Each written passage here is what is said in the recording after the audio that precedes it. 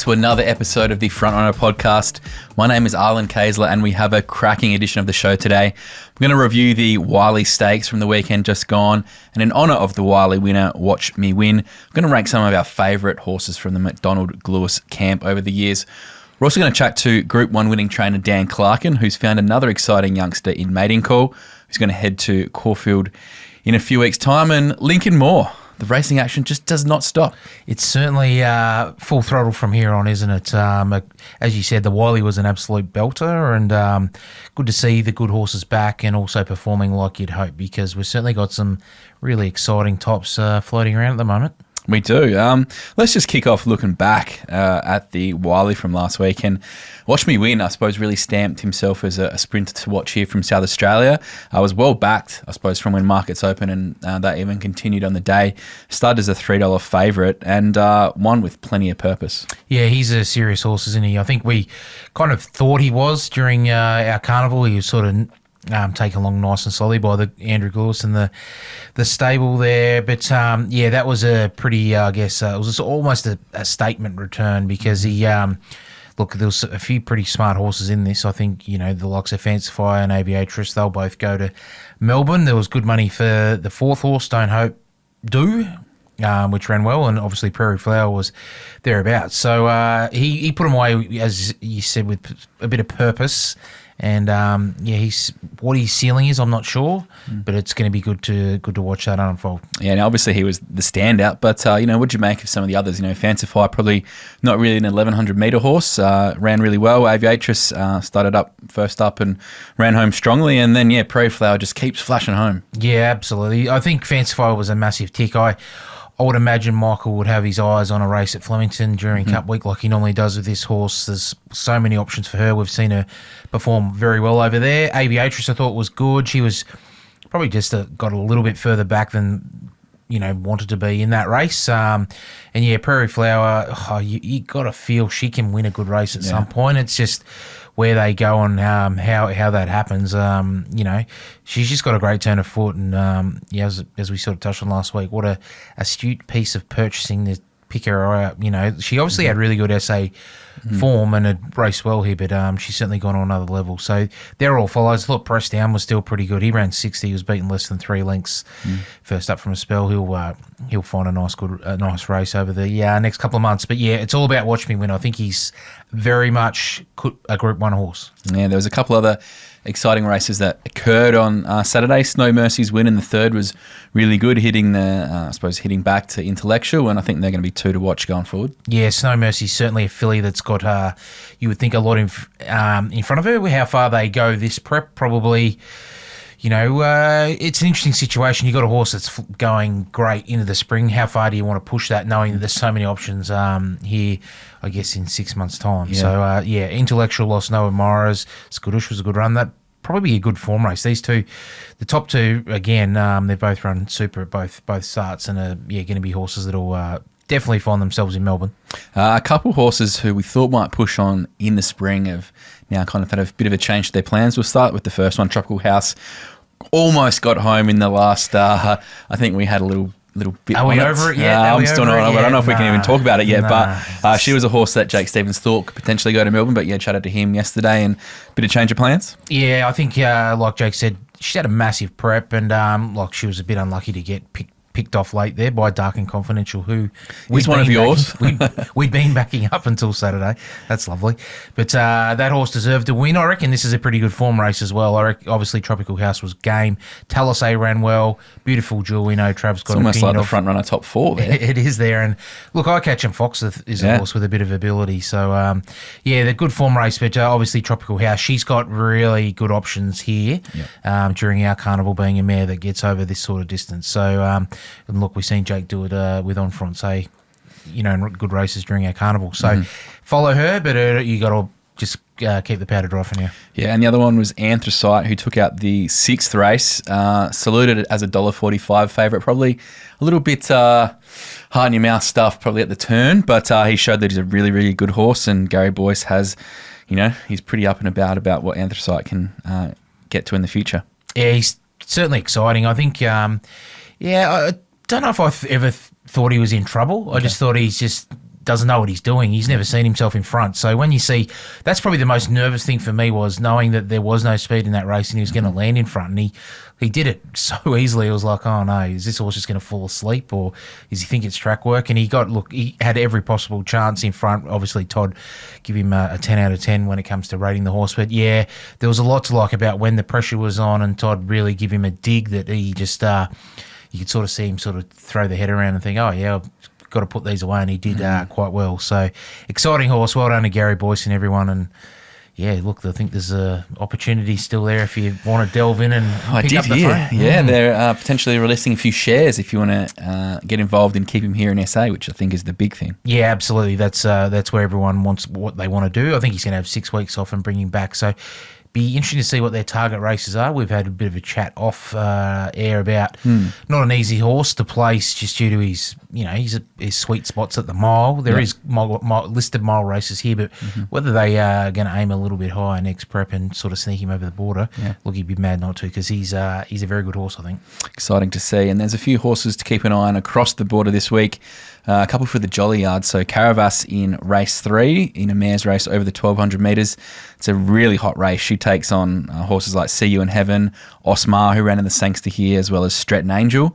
But the second to Chikala looks pretty nice on the CV for Caravas, even though she's currently a $12 shot with the bookies. As you said, there's no soft options when you go to Melbourne this time of year. This race evident. Caravas, look, she's a good filly, and that run the other day was very good. Her first up win was excellent. Gate 1 ticks a lot of boxes, but yeah, geez, there's some class in this. Perfect thing is, I think this is the first time I've even looked at this race, I'll be very honest, but you think Osmar probably leads and Caravas can sort of sit somewhere in behind him. But yeah, there's some Group 1 or proven Group 1 horses in this race. So it'd be interesting to see what See You Heaven does second up. She was obviously the big eye catcher on that day where they weren't making ground. She was one to do that for Matt Laurie. So the couple of old stablemates will do battle. Yeah, and in the next race 4 is a benchmark 100 over the 1,100 metres, and the Jollies have Clabell in, currently an $8.50 chance up against horses like Oak Hill, Nadal, who has form around Barrackeel, and a couple others. So another good race, but as you said, if you're going to go to Melbourne in spring, you've got to be prepared to take on some of the best. Yeah, Clabell's a good horse. When you look through his record, form around Taunting, Is It Me? It's a big tick. So I think that Shaftesbury Avenue race was Fancify running 4th from memory. Yep. So it's a good form race, and he wouldn't be going there he's obviously going there first up in great order because he's won a trial at Murray Bridge, a trial at Strathalbyn. They've both been by a little bit of a margin, which tells you that ready to go. So first up, he's been in the money 3 of 6, so keep an eye on Clabell. And Craig Williams is riding both, and when Craig wants your ride, he's going to give you a call. So Absolutely. He must have been watching the jump outs on racingsa.com.au. Yeah, obviously he's already got a great connection with the Jolly stable, and he would be, no doubt, I reckon there'd be a weekly phone call to Rich and Chantal just saying, how's this one going and when's it coming? And just give me, you probably need 9 days notice to get Craig. Because we always know that they do have a winner or two. Absolutely, yeah. They don't. Their horses don't go to Melbourne unless they're going to be either ultra competitive or there's a win there at some point. And since they've had that satellite stable, they've been going great guns. And they'd be loving the fact that they're can kick this horse off in Melbourne and give him a solid Melbourne prep because he just fits that mould. He's probably rated out of a lot of races here in Adelaide. Yep. And then the vice versa of that is like we see on Saturday, bringing Deep Float Diva back off a couple of luckless or very solid Melbourne runs. He looks very well placed there. And lastly, in race 6, the listed Jim Maloney, Ferruvia. Basically, we're going to call her a South Australian. She's a South Australian, mate. It's not basically. If they debut here, they're ours. And they're from the Brook family, from Saddler's Knife. So I just don't think she was suited at Moonee Valley last start. So I reckon she's going to come back and run a good race again at Caulfield, where she won 2 starts back. Yeah, absolutely. You'd think it was a figure of last start. Good gate. Lockie's going great guns over there, which we're really excited for him. And hopefully, this horse this will be a stepping stone to hopefully a Guineas. All right, it is time for our Dare to Dream Horse of the Week. This week, it's Colt out of Too Darn Hot and Southern Swoop. So if you want to get involved in potentially the next Watch Me Win, then check out this Too Darn Hot colt from the Andrew Gluyas stable. He said it's a nice moving colt from a strong family from both the stallion and mare's side. And as we know, Southern Swoop, the mum, she came out of Elegant Eagle, who has foaled horses like Going to Go, Air Assault, and SA Raider, who are stakes-winning horses and all trained by the Leon McDonald or Andrew Gluyas yards. So we know Two Done Hot's also a very good sire in his own right through Broadsiding, who's a multiple Group 1 winner. So to learn more about this horse and many more others, head to daretodream.com.au for plenty of ownership opportunities here in South Australia.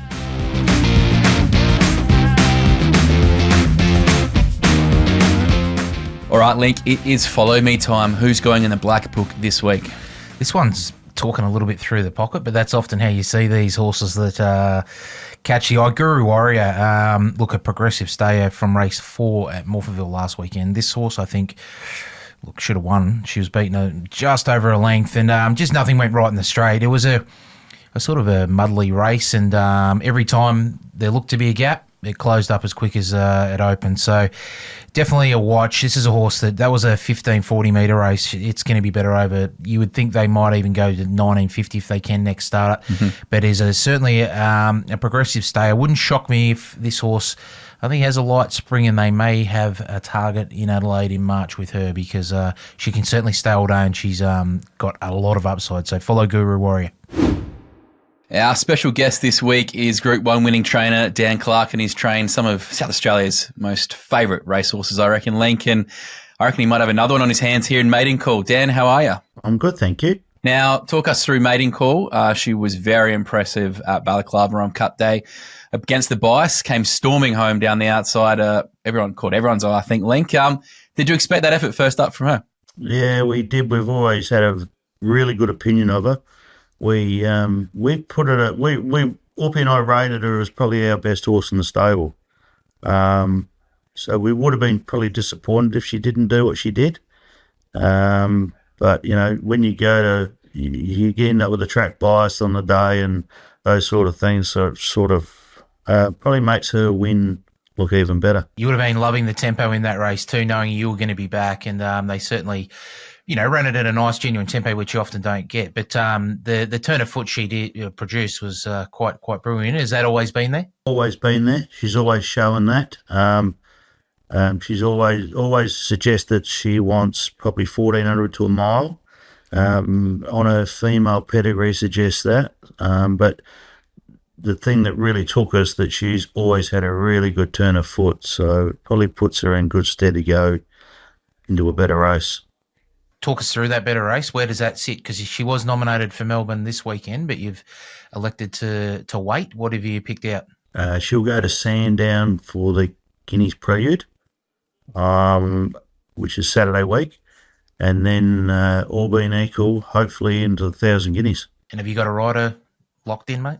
Saturday, Jamie Carr or Jamie Mellon, and and then obviously if she can perform, I would probably think Jamie probably want to stay with her.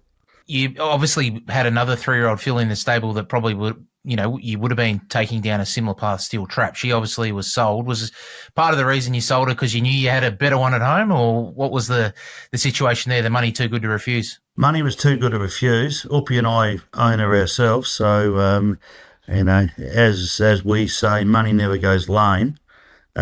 So, but in our back of our mind, we knew we had her in the, you know, still home, which probably helped make the decision a bit easier too. Just quickly before we move on, Maiden Call, I think it's part owned by Robert Hill Smith. Were there a few nice reds consumed as the owner of your lumbers involved? Well, not on my behalf, but I did speak to Robert later on in the afternoon, and he was going to pull the cork out of something quite nice. I'm not sure what that was, but I dare say, being your lumber, it'd be a pretty special sort of drop, I'd say. And I guess the other horse that everyone would be keen to know about, the Map, you know, the chasing his second Melbourne Cup start. What did you make of Saturday's run, and how she, I guess, progressing?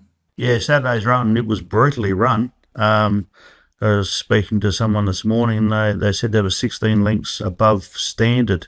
So, and her sectionals herself were pretty slick. So I'd say she's pretty well on track. She's still in Melbourne. She's down at Mornington. Uppy's over there staying with her for the duration. So she's pulled up really well.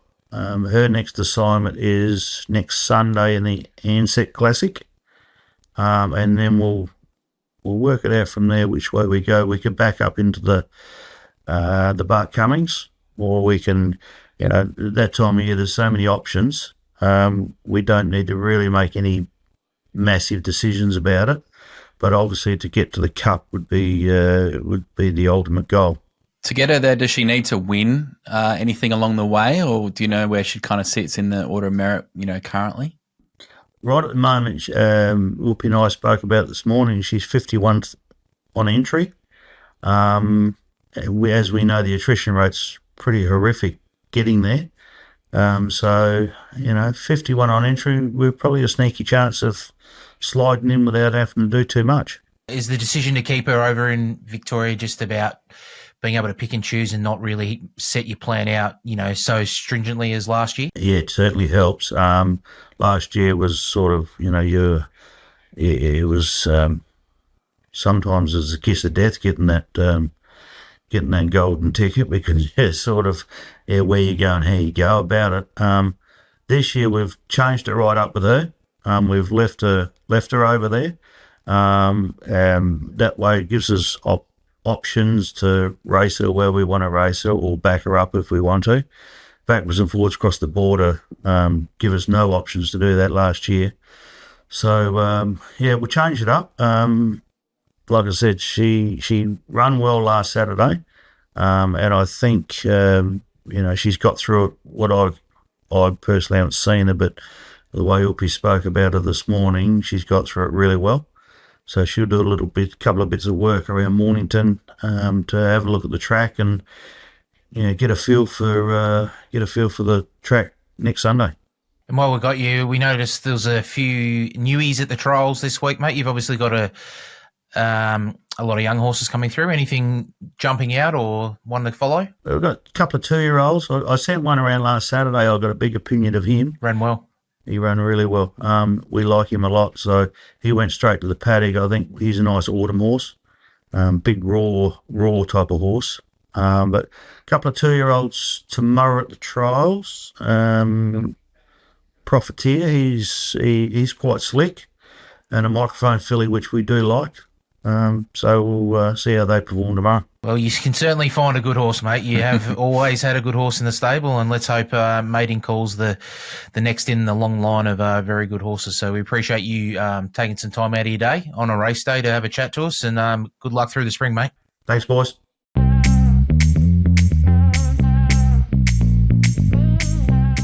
The front-runner race of the day at Morphettville is going to be race 5, a Class 2 handicap over 1,250 metres this Saturday, and some interesting horses in this race and a few with a lot of upside. So let's have a look at Net Pravada from the Hayes stable. Now, over the last 12 months, they've had 41 runners in SA for 10 wins and 11 placings at a 24.4% strike rate. So when they bring a horse to town, it's here for business. This 4-year-old mare was a 230k purchase, who's run second in both of her 2 starts this prep.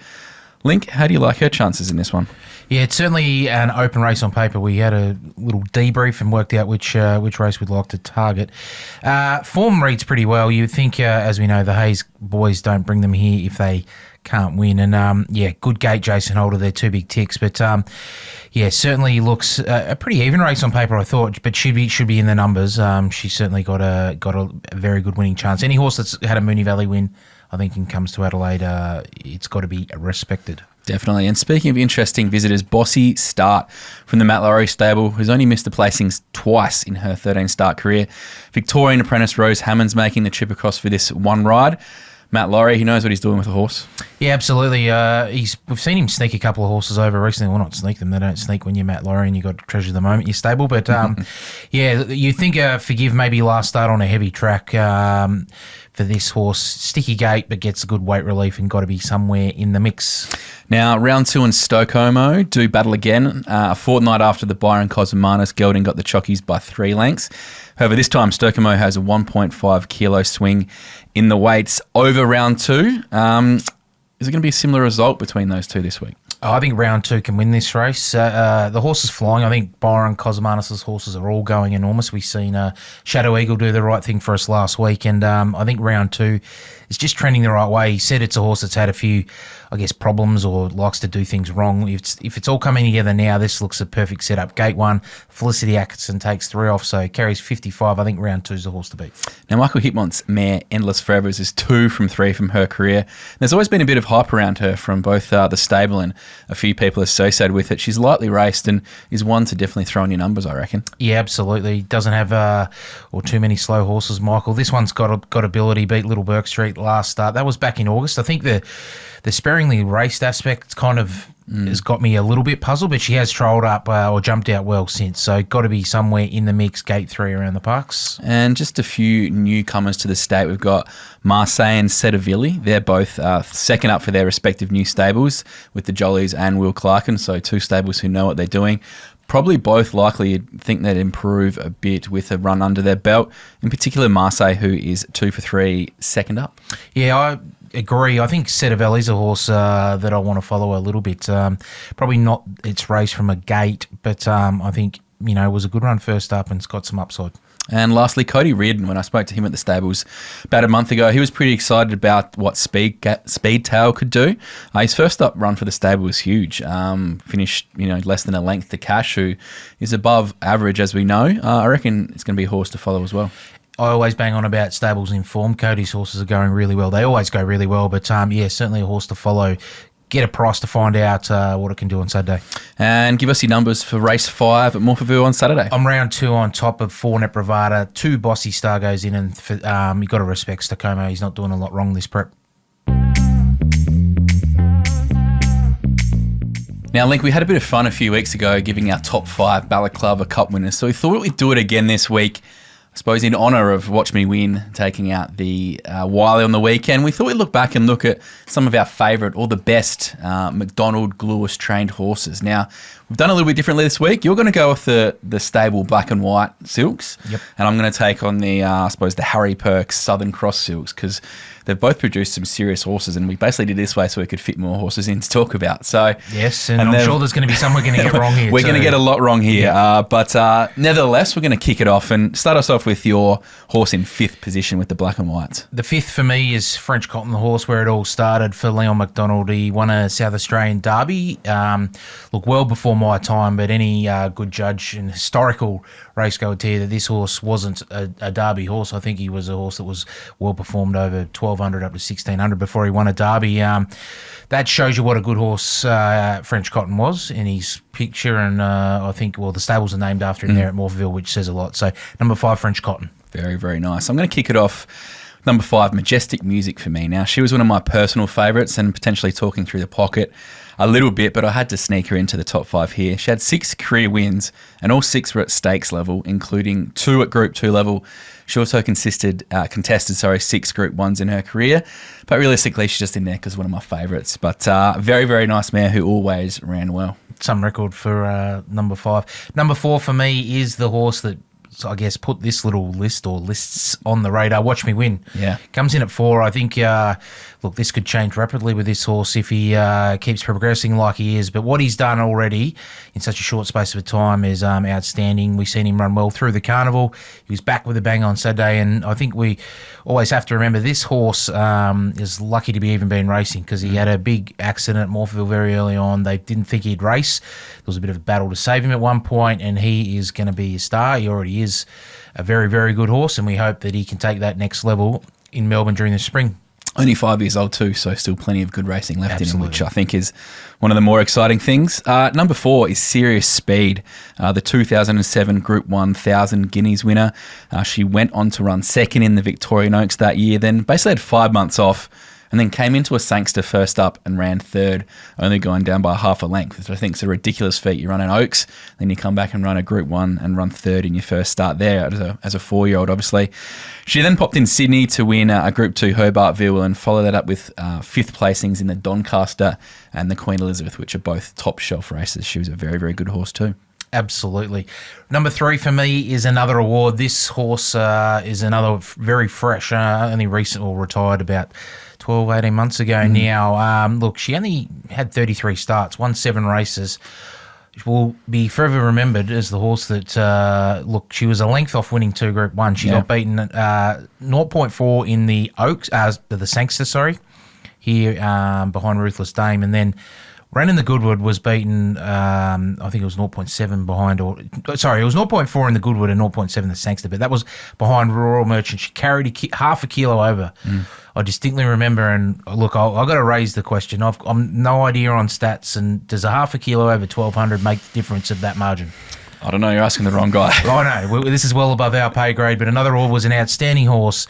It's a bit of a could have been, because she could have won 2 Group 1s, but look, the beauty of racing, you retire, and they sold it for $1.2 million a year not long after, so they got their payday. If you're talking about could have been horses, number 3 is Dalasan, one of my personal favourites. 41 starts, 8 wins, 6 of them at stakes level, the highlight being a Group 2 Danehill in 2019. But what I love most about this horse, and I think this is a really underrated quality, he always competed at the highest level. So in his 41 starts, he had 22 of them at Group 1 level. So 54% of his race starts were at Group 1 level, which is ridiculous for a South Australian horse. Absolutely. We're 2 owners that watch him go around in maidens and get excited. Imagine going to the Group 1 races 20-odd times thinking you got a chance. So second in the SA Derby behind an absolute freak in Russian Camelot. Third in a stack of Group 1s in Sydney behind like genuine stars. Cascadian, Adaeb, Very Elegant, Private Eye. He was always up against the best. From the 12th of September 2020 to the 9th of April 2022, 15 of his 16 starts were at Group 1 level. Yeah, he was a gun horse. It's actually sad that he didn't win a Group 1 because, again, he would have been a very sought-after stallion, I think, because he had versatility. So, yeah, very good horse. And his first crop had just come through. Yeah. So it's going to be interesting to see how they go. But I got to love a horse who just runs at that level. Yeah, he shows up. He's a good horse. All right, number 2 for me, similar sort of, well, not quite. Yeah, it's similar in a way, but number 2 is Rebel Raider. What a story was when Claire Lindop rode this horse to victory in a Victoria Derby. Really, I guess, took the sporting landscape by storm. Claire, the first female to win a Victoria Derby. It was exciting for South Australian racing. Saw us come back. He won a South Australian Derby later that campaign or after a little break. He was also good enough to win over 1,200 in a spring stakes. So it's a bit of a case of what may have been, because I know that Leon always thought that this horse could win a Melbourne Cup. That's what sort of star he was. You know, he showed that when he won a couple of derbies. But the other, I guess, the tie back to a little bit disappointing would be the fact that he was an unconventional stallion. You know, not many people, I guess, were throwing great mares on him, but he's produced a couple of good horses, Nonconformist, the pick of him, and also Barb Raider, who showed a little bit early on. But he's done a very good job, I think, as just a value for money stayer at stud for, you know, they're unfashionable stayers, but Darney's a good horse, and I would have loved to have seen him if he could have gone on with it. Yeah. Number 2 for me is Gold Guru. Potentially contentious that not number 1, but 3-time Group 1 winner, including the 1998 AJC Derby. In 1998, he had 15 starts, won 3 Group 1s, a Group 2, and then ran in a Cox Plate and a Melbourne Cup, chasing stars like Might and Power. Probably a bit of the start of the Harry Perks dynasty in terms of the breeding there with Gold Guru, but geez, what a horse and what a year it would have been to own him in 1998, going all around Australia. Scary part for the stable. At the same time, they had another pretty good horse going around, who is my number 1, Umrum. This horse was, look, he was a very, very, very good horse. 81 starts, 14 wins, 20 placings. Another horse, like a lot of these, that just performed at a level for a long period of time. He was a 2-time Group 1 Toorak winner. But what also, I guess, catches the attention is when you go back through his form, I've got to say, he ran 5th to Northerly in a Railway, 4th to Testarossa in an Emirates, 2nd to Sunline in a Memsey, 4th to Redute's Choice in an Orr, and 3rd to Tie the Knot in the Unwood. If you got any idea about racing in the early 2000s, they are the cream of the crop. Absolutely, they're the big guns. So he was a great horse, and what a time it was for Leon. And both him and your number 1, number 2, Gold Guru, certainly launched him into the stratosphere, and that's why he's in Australian Racing Hall of Fame. South Australian Racing Hall of Fame, because he's a legend, and these 2 horses helped launch him. And my number 1 is Southern Speed. 25 starts for 7 wins, 5 of them at stakes level, and it was, of course, the winner of the 2011 Caulfield Cup, where she beat the eventual 2012 Melbourne Cup winner in Green Moon. She's only one of 5 mares to win the Caulfield Cup in the last 30 years. Contested 13 Group 1s in her time, ran third in an Oaks, runner-up in an Underwood, an Australian Cup, and a CF4 behind Black Caviar. She was very versatile, and I think when a mare takes one of those great races, she just gets elevated a bit for me. Absolutely, yeah. Right. Another there was the stocks were elite at that time. You touched on Green Moon, but she competed. I'm just trying to reel them off the top of my head, and they're not coming to me. But the middle distance horses at that period of time were very good. And yeah, she was a horse, like you said, to be able to run, fresh at 1200 super and measure up in Oaks and Caulfield Cups is outstanding. So she was a superstar. Good little trip down memory lane there. Some real favourites of mine there. It won't be the last. There'll be other horses from this stable that'll find this list over when me and you are long past podcasts, I tell you. Totally. But if you do like that, jump on our socials. Let us know if we got it right or wrong. And get in touch with us, because we'd love to hear. And we obviously got it wrong because everyone's got their own opinion. But a bit of fun, and well done to Andrew on the win on the weekend, and obviously Leon for kicking that dynasty off many years ago. All right, Link, it is best bets time. Let's have a look at 3 races that you want to assess, and we'll start off with race 4. It's over the 1950 metres, and Burning Bright's the current $2.60 favourite, followed by Concord at $3.80 and Exalted Fire at $3.90. I think you're siding with the Aaron Bain runner there. Yeah, I think this does look Concord's chance to break through since coming to SA. Look, it's been an interesting prep. The horse resumed way back June 28, was a real eye-catcher, and I think everyone thought, matter of time before this horse wins again. He's been, again, sparingly raced over that period, but he was only beaten a tick over 2.5 lengths behind Will He Be a Factor over the mile last start. I think finally gets up to a trip what he's been looking for, the 1950, and I'm more than happy to back Concord here. I think it looks his chance to break through for Aaron Bain and Ned Taylor. On to race 6. It's over 2,250 metres. You're into the stayers today. I like it. Silent Emmy is the favourite, $2.80 for Rochelle Milnes and Nikki O'Shea. But you're very keen on the second elect, What's the Name George, for the Jollies, with Jake Torok aboard at $4.50. Yeah, I was surprised to see early they bet about $5.50. What's the Name George? Just again, this horse finally gets to a suitable trip. It's 2 runs back. I mean, really good. Beaten 2.3 lengths behind the winning machine, Rabtat, last start. Yeah. It's a big tick for me. Jake Torok will take luck out of the equation here, and I think this certainly looks What's the Name's George race if he's going to regain winning form on a Saturday. And finish it off, race 8 over the 1,400 metres, a benchmark 78. And there's some interesting horses here. We're going to hopefully see the stable debut of Lounge Bar Ruby for the Bain Taylor yard. Easy Campese's a good horse. Cartoon Graveyard now with the Will Clarken yard, and Brave Star doesn't run too many bad races, but you're thinking that Nasho can go back to back in the city. Yeah, I think if you go back to last prep, when Nasho found winning form, he held it for a while. Whether it's a fitness thing or a confidence thing, he's certainly back there after last start where he took him to the front, did what he does, and that's make it pretty hard to chase. I love watching horses that just do it all up on speed, and I guess they really get other horses out of their comfort zone, which makes them hard to catch. He was drawn the inside. Brooke King rides again. She knows him well. I think he's very hard to beat. And $3.50 to me is a backable price because he'll be in front for a very, very long way. Yeah, only going to carry 54 kilos after the 3 kilo claim from Brooke King too. So very handy there. So they are Link's best. Just to recap, his 2 best, Concord in race 4 and Nasho in race 8. And his each way play of the day is What's the Name George.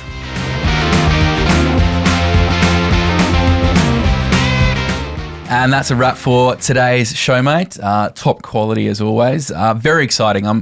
After chatting to Dan, I'm very excited about Mating Call's prospects heading towards 1,000 guineas. Absolutely, yeah. It's always a time of year where you want to see a couple of the horses that you don't know a lot about put their hand up and venture over the border. It's the time to shine, the spring, and look forward to seeing what Mating Call can do. Yeah, big time now. Obviously, give us a follow on X, Facebook, and Instagram at daretodream.com.au. And as always, if you do have any interest in owning a share of a horse in SA, head to daretodream.com.au for all your ownership needs. We're going to be back next week with some more previews, analysis, and best bets. See you then. Looking forward to it. Happy punting.